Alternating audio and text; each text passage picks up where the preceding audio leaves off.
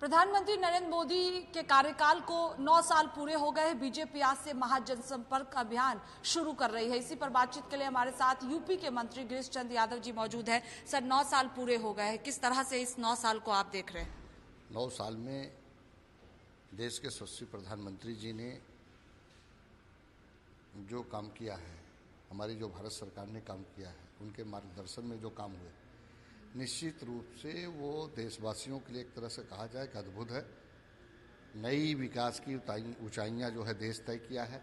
हर क्षेत्र में, चाहे इंफ्रास्ट्रक्चर के क्षेत्र में आप देखेंगी, चाहे वो रोड के क्षेत्र में देखेंगे, औद्योगिक क्षेत्रों में देखेंगे, हर क्षेत्रों में बहुत तीव्रता के साथ इस देश में विकास हुआ है।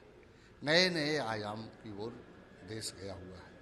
नई नई चीज़ें, हमारी जो संस्कृति थी, जो विरासत में हमको मिले थी, उनको भी जागृत करके, उनको भी स्थापित करके, उनको विकसित करने का काम देश के यशस्वी प्रधानमंत्री जी ने किया है। निश्चित रूप से जो ये महासंपर्क अभियान चल रहा है, हम उन सब चीज़ों को लेकर जनता के बीच जाएंगे, उनसे संवाद करेंगे, उनसे बातचीत करेंगे। वैसे भी भारतीय जनता पार्टी का कार्यकर्ता सदैव जनता से संवाद को संपर्क में बना रहता है, लेकिन हम इस एक अभियान के तहत एक अभियान को लेकर जाएंगे कि हमने, हमारी सरकार बनने के बाद इस देश में हमारी पार्टी की जो सरकार थी, हम लोगों ने क्या क्या किया है, माननीय प्रधानमंत्री जी के मार्गदर्शन में क्या क्या देश में हुआ है, उन सब चीज़ों की चर्चा करेंगे, उनसे बात करेंगे, उनसे संवाद स्थापित करेंगे। निश्चित रूप से आने वाले चुनाव के लिए वो महासंपर्क अभियान बहुत लाभदायक होगा। लगता है कि महाजनसंपर्क अभियान से बीजेपी ने जो 80 सीटों का लक्ष्य रखा है उत्तर प्रदेश में, वो हासिल 2024 में हो जाएगा? निश्चित रूप से मैं ये बात को कहना चाहता हूँ कि महासंपर्क अभियान 2024 के चुनाव की एक तरह से कहा जाए शंखनाद भी है, और इस अभियान के माध्यम से हम इस बात को भी तय करेंगे कि हमारी उत्तर प्रदेश में 80 की 80 सीटों जीतने के लक्ष्य के साथ कार्यकर्ता लगने का काम करेंगे। लेकिन सर, समाजवादी पार्टी के राष्ट्रीय अध्यक्ष की बात करें या विपक्षी पार्टी जो बाकी है, 9 साल पर तंज कस रहे, कह रहे हैं कि 9 सालों में कोई काम नहीं किया गया, महंगाई बढ़ी और तमाम जो बेरोजगार। उनके पास कोई एजेंडा है नहीं, जनता उनको नकार चुकी है। मैंने पहले भी आपसे कहा था कि ये जनता उनको नकार चुकी है, और जिसको जनता नकार देती है तो उसको उस बात को स्वीकार करना चाहिए। तो हर समय वो नकारात्मक बातें करते हैं। अभी आपने देखा होगा उत्तर प्रदेश में विधान परिषद के चुनाव हुए, जबकि ये बात तय थी कि हमारी गठबंधन की 274 सीटें गठबंधन के साथ हम जीते हुए हैं, और ये परंपरा भी रही, जिसकी सर्वाधिक सीटें रहती वही जीतता है। लेकिन फिर भी चुनाव में ले जाना, विधायकों को परेशान करना, उनको बुलाना, वो करना, ये सब काम करते रहे, तो उनको परंपरा का तोड़ने का भी वो काम करते हैं। तो उनसे किसी भी प्रकार का कोई आशा नहीं कर सकता है प्रदेश और देश, क्योंकि उनका हर समय नकारात्मक टिप्पणी रहती है, नकारात्मक बातें करते रहते हैं। तो इसलिए जब वो हारते हैं तो कहते हैं ईवीएम खराब है, वो कहते हैं कि बैलेट से चुनाव होना चाहिए।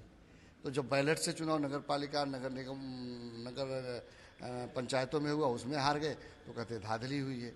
तो उनकी आदत बन चुकी है। उनको जो जनता का जनादेश होता है, जनादेश जो मिलता है, उसको स्वीकार करना चाहिए। जनता का जनादेश वरासत और विरासत के आधार पर नहीं मिलता है, जनता का आदेश जनमत और काम के आधार पर मिलता है। वो भारतीय जनता पार्टी के पक्ष में है। भारतीय जनता पार्टी के हर समय, चाहे वो जितने चुनाव हुए, लोकसभा के चुनाव हुए, फिर विधानसभा के चुनाव हुए, फिर लोकसभा के चुनाव हुए, स्थानीय निकाय एमएलसी के चुनाव हुए, इसके बाद नगर पालिकाओं के चुनाव हुए, जिला पंचायतों के चुनाव हुए, सब में जनमत भारतीय जनता पार्टी के पक्ष में आया है। तो इसलिए जनमत को स्वीकार करना चाहिए।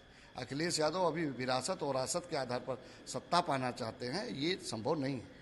विधान परिषद में आप लोगों की जीत हुई, मायावती ने ट्वीट किया है बसपा प्रमुख ने, और कहा है कि समाजवादी पार्टी की हार निश्चित थी, लेकिन षड्यंत्र रचा गया है समाजवादी पार्टी की एक तरह से मैं इस बात को भी कह सकता हूं कि समाजवादी पार्टी के लोग इस तरह से, इस बात को जानते हुए, परंपराओं को भी जानते हुए, इस तरह से लोगों को चुनाव में ढकेलना, एक तरह से कहा जाए कि लोकतंत्र में जो है, जो चीज़ें तय हैं, निश्चित है, उसको होने देना चाहिए।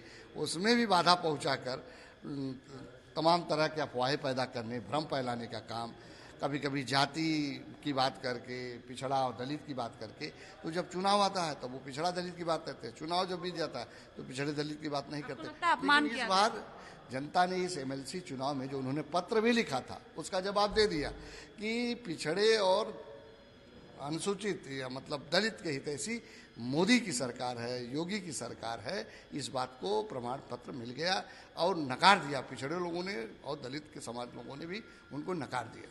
बहुत शुक्रिया बातचीत के लिए। देखिए, साफ तौर पर कहना है बीजेपी आज महाजनसंपर्क अभियान शुरू करने जा रही है। ये 2024 का शंखनाद है और उत्तर प्रदेश में 80 में से 80 सीटों पर जीत बीजेपी को मिलेगी। कैमरा पर्सन रोहित के साथ स्वाति पाठक, भारत समाचार, दिल्ली।